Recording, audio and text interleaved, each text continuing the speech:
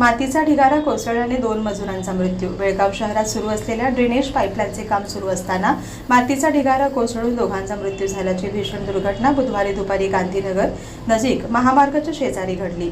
शिवलिंग मारुती सर्वे वय 20 आणि बसवराज सर्वे वय 38 मुडलगी तालुक्यातील पाटगोंडी असे अपघातात मृत्युमुखी पडलेल्या दोघांची नावे आहेत। महानगरपालिकेच्या वतीने बेळगावात ड्रेनेज आणि पिण्याच्या पाण्याच्या पाईपलाईनचे काम सुरू होते।